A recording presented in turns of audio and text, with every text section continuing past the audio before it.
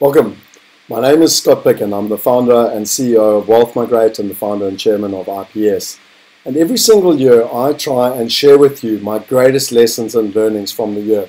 So it's 2014, it's the 18th of December 2014, and I thought I would share with you 14 lessons that I have learned this year. The first one is about freedom. You know, I wanted to honor the great man Nelson Mandela that passed away this year. And he said money won't create success, the freedom to make it will. And really it's a passion and a purpose for why we do what we do. We don't care where people want to live. We don't care where they want to send their kids to school or university. We don't care where they want to give their monies to charity or where they want to go on holiday. What we do care about, what we're deeply passionate about, is providing people the freedom and the opportunity to make those choices.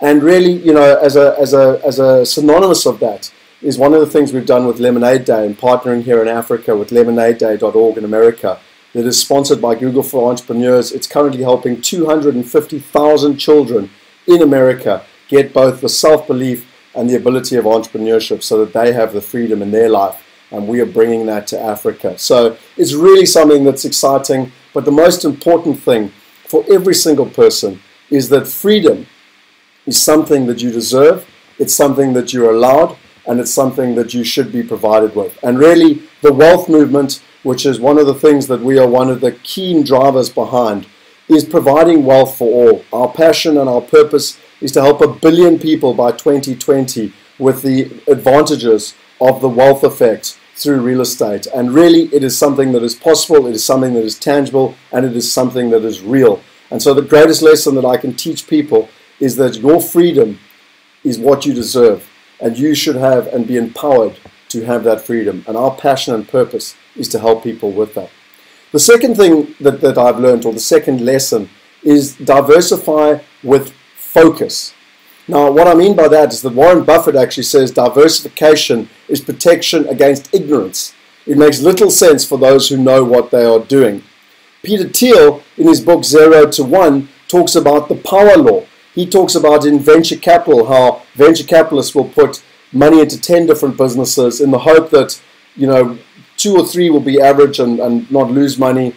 About another 6 or 7 will literally lose everything. And only 1 will make 10 times the money. And so one market will be better than all other markets put together. And so people need to understand this. They need to diversify because you can't have all your eggs in one basket. You can't be in one country and one asset or one currency.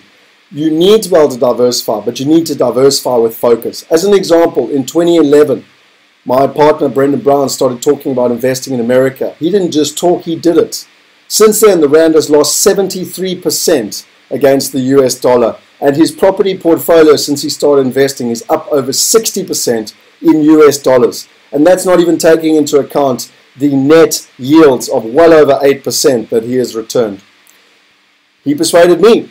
I listened, I learned, I went on the ground, I too got involved, and now we own hundreds of properties in the USA. In comparison, a lot of South Africans invested in Cyprus. I warned them not to. They went for a passport, which variably means that people, when they go for passports, lose money. Well, sales are down 93% in Cyprus. The economy last year literally went bankrupt. And from all the economic reports, not just from Europe, but primarily from Cyprus, is that it's going to take them well over 20 years to recover. That's more than an entire generation. That is why you cannot be a generalist. You need to be focused. And even when you get focused on a country, you need to focus on a specific sector. I mean, when you take medical, people are getting older in the Western world. They are going to need more and more medical attention. It is, according to MIPIM, which is the biggest property event in the world, which is held in Cannes in France in March this year, medical was the #1 trend worldwide. At MIPIM Asia, the best and biggest property event in Asia, medical was the #1 trend worldwide. And according to the DLA Piper report, which is the most respected commercial report worldwide, medical was the #1 sector to be in. So what more do we need to say? Rather than trying to be in everything, a bit of industrial, a bit of residential, a couple of houses here, a shopping center there, a strip mall over there, a bit of offices, rather focus on sectors that have high growth potential. And that's really this year what we spend a huge amount of time on, is understanding where to be. And the last thing I would say is rather follow nature's laws. You know, in South Africa, there's that talk of being a frog in water. You know, last year the Rand lost 24.08%. This year, today, 18th of December, the Rand has lost 10.78%. Eskom has lost our country over 300 billion Rand in terms of productivity. I'm not going to go into the negativity, but I know certainly that there are people out there. When Johan Rupert comes out and starts warning the country that we're on the verge of bankruptcy, when the World Bank and others are talking about it, we need to start looking at the reality of what is going on. And I'm not necessarily saying I want to leave. I live in a most magnificent place here in Knysna on Teeson Island. I'm looking at a magnificent view with beautiful sunshine outside and living a fantastic quality life. But I want to make sure that my wealth is protected. And just like the animals, you know, why stay up in the northern hemisphere in the freezing dark cold, you know, in the middle of winter? They migrate south to a better environment. And equally, when it's too hot in the summer, they migrate, or sorry, in the winter they migrate back. At the end of the day, the animals across the African plains in the Serengeti do exactly the same thing. They work together to achieve their objective, but most importantly, they move from one environment to another when it is better. And the beauty with the 21st century, we don't physically have to move, but we certainly have to make sure that our wealth is migrating to the best places where one can get wealth preservation, you can get growth, you can get safety, and most importantly, you can have the very freedom that I was talking about earlier. The third one, find the best and pay for it. You know, a lot of people get caught in the analogy, I don't have the money, I can't do it. That's not the truth. If you want to be the best, if you want to go out there and be the best, find the best and pay for it. An example, we have Salesforce in our company. It is the undisputed #1 CRM worldwide. And yet when people said to me, I had a person 2 years ago say to me, but Scott, why do we have a Boeing to go down to the cafe to buy a Coke? And I said, because we're not going to the cafe, we're going to London and we need a Boeing. Buy and pay for the best, whether it's Salesforce or Exact Target, one of the best communication platforms, or Community Leader, one of the best crowdfunding platforms, or even Joy, one of the partners that we work with, who is not just a PR and communications expert, but she is on CIPRA. She literally is in Washington understanding what is happening with the legislation. At the end of the day, ladies and gentlemen, you need to work with the best. And that comes back to personal coaching. People, my great friends in South Africa, they say, how did you go international? And I told them, it's easy. Get yourself an international business coach who knows what they're doing and can teach you. I've just spent over 3 weeks in Bali on 2 separate occasions to learn from the best worldwide. In the last month, I have presented to venture capitalists with over $100 million in their fund looking for opportunities. I've presented to people on the Hong Kong board that are looking to list companies like ours. And the reason I've done that is because I wanted to be with the best. I wanted to learn from the best. I wanted to be the best. The fourth one is educate yourself. When you don't know, invest the time and effort to find the answers. So the first one of 2 things that I would say is that this book, The One Thing, literally was one of the best books, the best 2 books I read this year.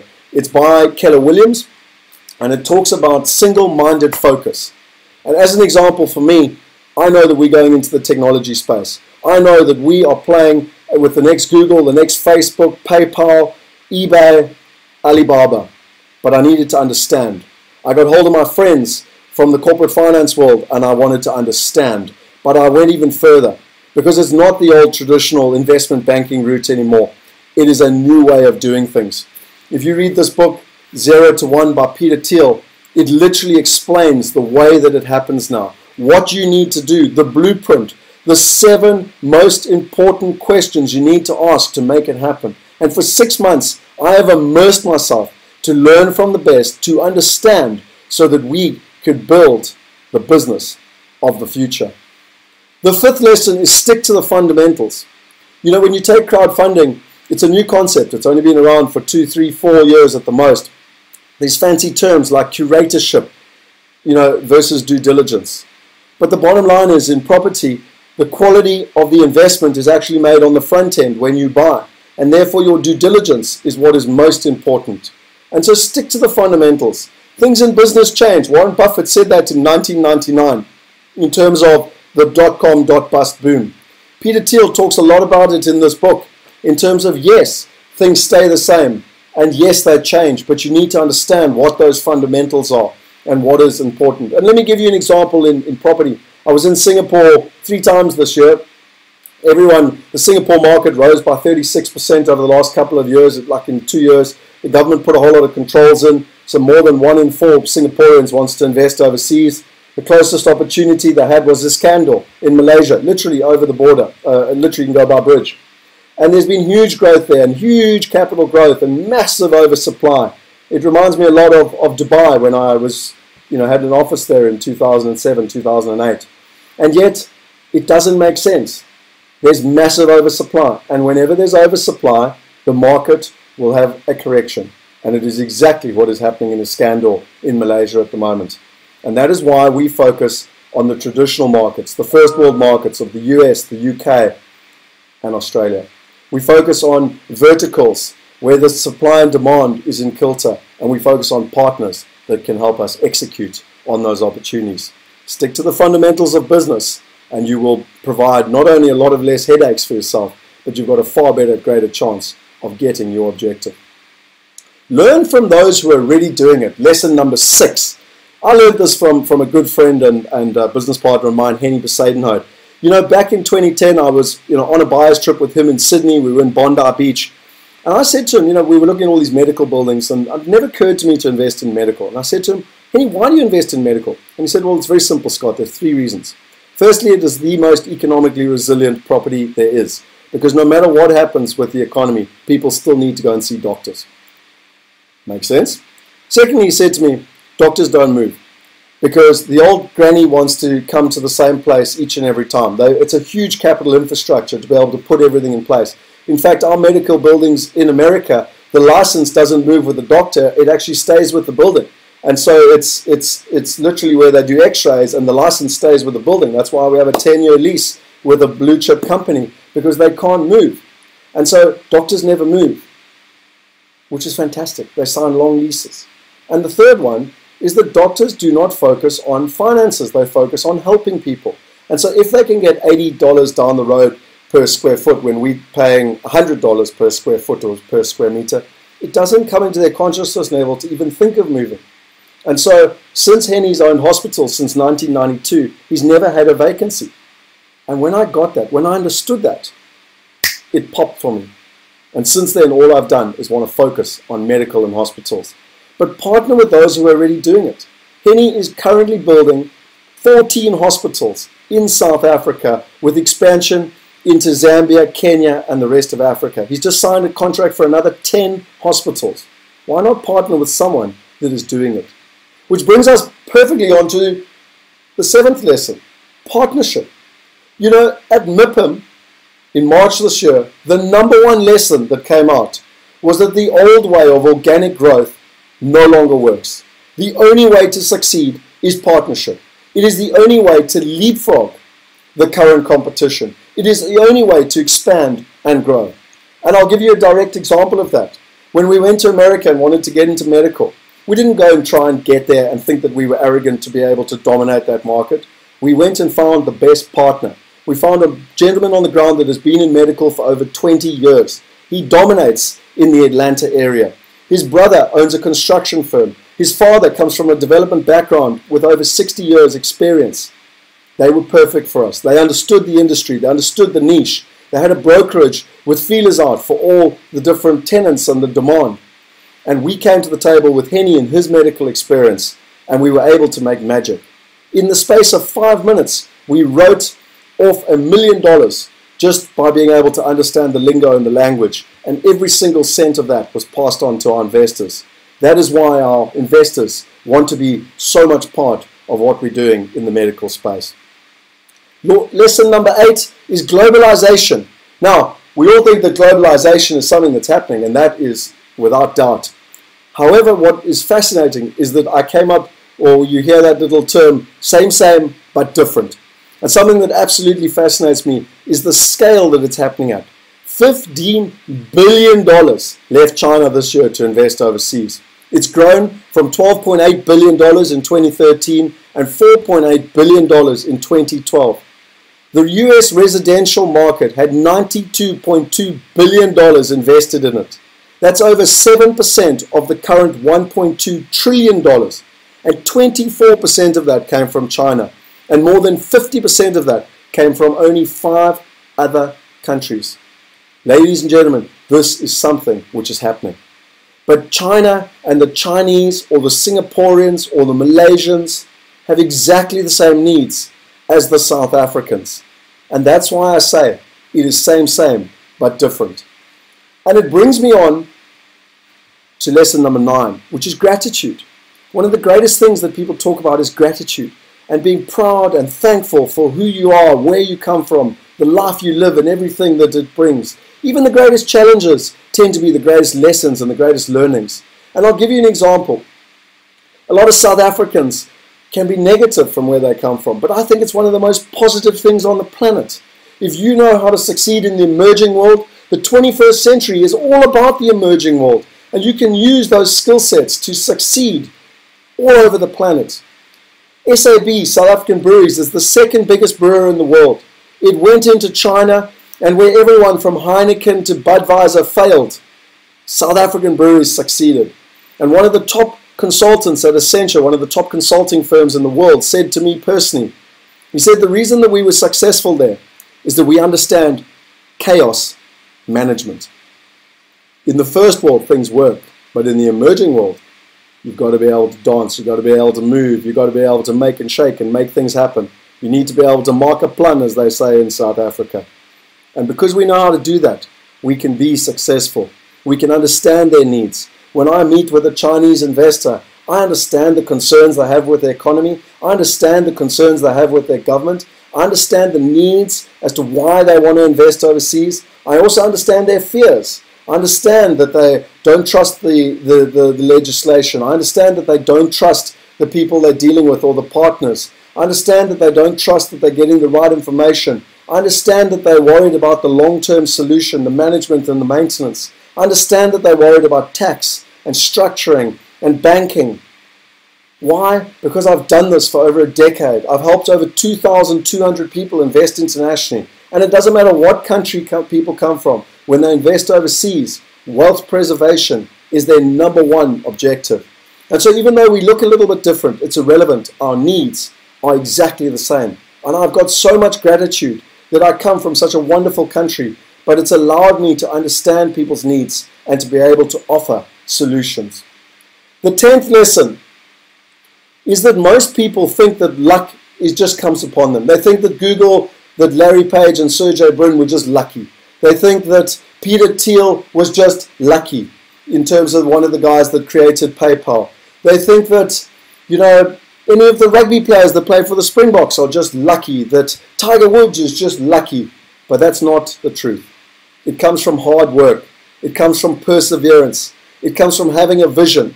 And most importantly, it comes from having a purpose. Let me give you an example.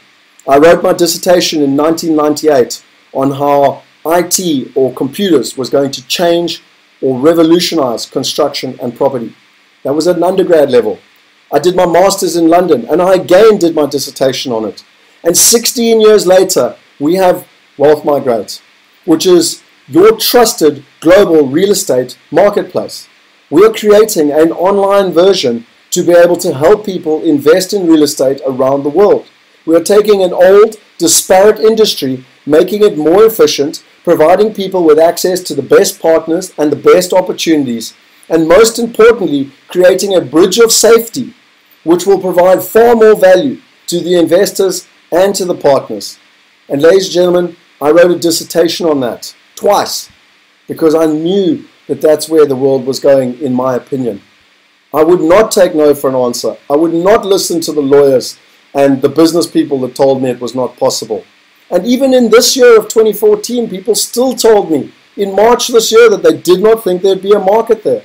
And yet this year, it has been the top performing market in crowdfunding worldwide. It has had 3 times more investment in equity crowdfunding in real estate than any other sector put together. That is what it is. Putting in the hard work, putting in the persistence, having the vision, and having the purpose. And really, when you think of the wealth movement and the fact that we can impact 1 billion people on this continent, or sorry, not just this continent, on this planet, by 2020. That is a purpose, ladies and gentlemen. That is a purpose for people to get behind. That is a purpose that we need to go out there and make it happen. And if we do that, we will leave a better planet for all, a better legacy for all, which is fantastic. But the analogy I would give people is that you cannot get to the top of Everest unless you have a plan. You've got to get to Camp 1, Camp 2, Camp 3, Camp 4, and ultimately base camp. And then you've got to summit to the top. And if you don't have a plan, and if you don't go in stages, you will fail and you will die. So unfortunately, the reality of life, you have to have goals. You have to write them down. You have to know where you want to get to. Otherwise, you will never get there. And then you need to plan it out and to make it happen systematically and methodically. The 11th lesson is become an insider. You know, most people are upset with life. They're not where they want to be. They don't have the money they want to be. In America alone, 3/4 of Americans are worried about the future. 1/4 of Americans do not trust the financial system. And in fact, another book which I am only just halfway through is this one by Tony Robbins, Money, the Mastering the Game. Absolutely fascinating stats as to what is happening. In the 21st century, you need to do your research. The people that are caught up in 20th century thinking, do you know that more than 90% of Americans actually have their money in hedge funds? Now the problem with hedge funds is it's worth $13 trillion, but 96% of hedge funds do not even match the market, the S&P averages. That's ridiculous. 96% of them fail. They do worse than just the market on its own.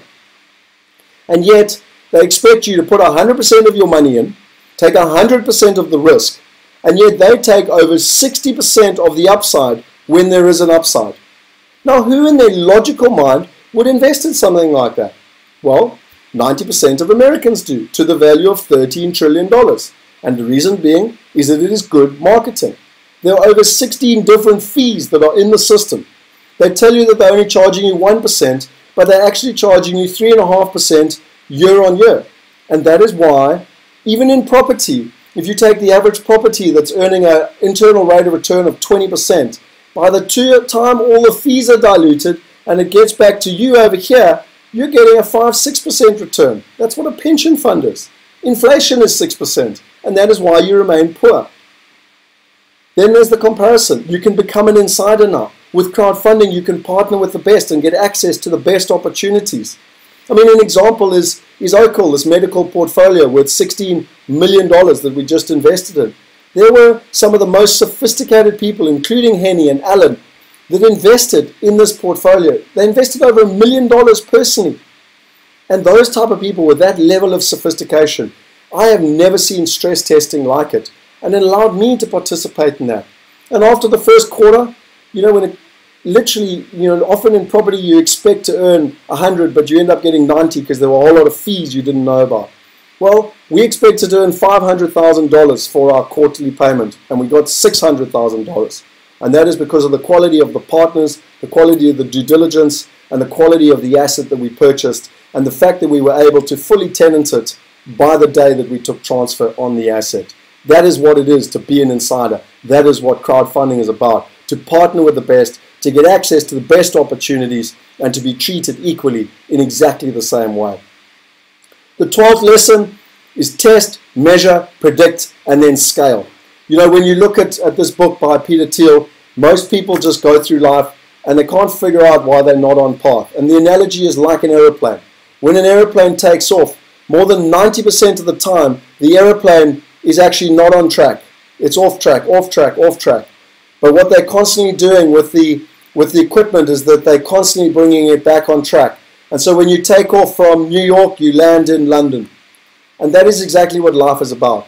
You need to test everything you're doing. You need to measure what the results are. You need to start to predict based on those measurements where you can get to. And then you can really scale. It starts with knowledge. It starts with business. It's the same in property.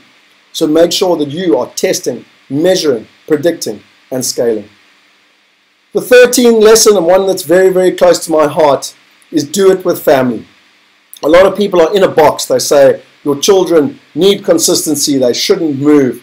your children should sit in school all day long. Well, rubbish. The box has changed. The box has moved. And the world is changing and adapting. And we need to spend time with our families. I really think that thing by Vishen Naidu on Mindvalley is phenomenal. How they only want their employees to work 45 hours a week. 5 hours on personal coaching and 40 hours a week. They want to spend time with their families. They want to have fun with their families. And I personally want to travel and experience the world with my families. People tell me that my little son, who's nearly 3, should only have consistency, should be staying at school. And I say, why? Why should he not come overseas? Why should he not come to Singapore and Bali? He will know more about geography, culture, and the way the world is working than his geography teacher when he goes to school at 6. And so, why not come and experience the world? Why not spend time together? And that is why my beautiful family with my wonderful wife and Kelly and my son, Jonty, we really made it an effort this year in 2014 for them to be part of it, to come on our business trips, to come on our team getaways, to come and experience the world. And I want to ramp that up and do more and more of that in 2015. And lastly, lesson 14, tribute to my father, go big or go home.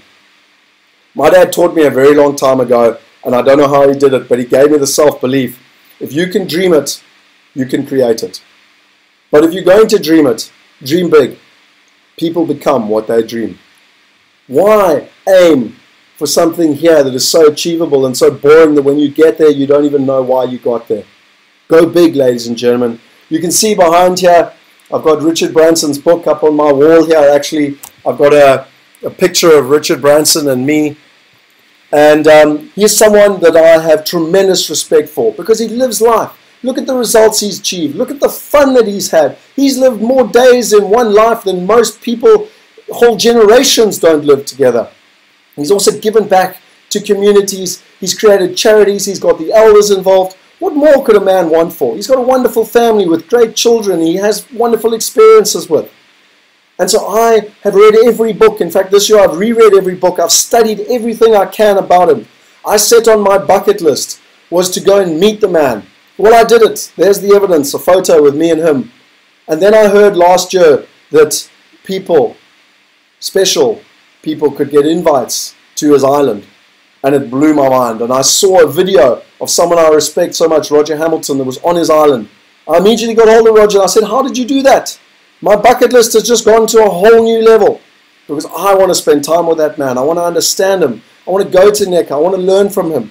Because in life, why try and recreate the wheel? Why not learn from the best there is? And ladies and gentlemen, 12 months ago, I did not know how to do it. Roger explained to me what it was about, the people he had met, the people you needed to know to be invited, and it seemed like something that was impossible. But I set it as a target. And I'll be very, very grateful and happy to tell you that about a month ago, I got invited to Necker Island.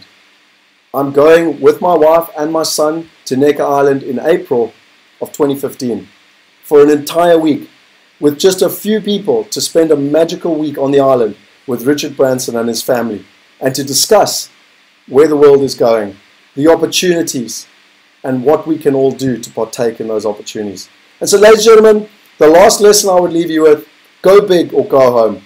On the eve or the end of 2014, evaluate what worked for you. Dream at the end of 2015 where you want to be. Write yourself a future vision. Dream big and write down what you're grateful for that it happened and how it happened. And then go out there in 2015 and make it happen. Because hopefully these lessons have given you a little bit of insight. Hopefully they've inspired you a little bit. Because one of the things that I did this year was also to create one of my life's purposes. And that, ladies and gentlemen, is to inspire others, have lots of fun, inspire them to have growth and change. That is my purpose. That is what I'm passionate about. And that is why I wanted to share with you. Have a wonderful festive season. I look forward to coming back rested and relaxed, and most importantly, fully pumped to partner with you and to make 2015 the year that you never dreamed was possible. Enjoy, good luck, and see you in 2050. Cheers.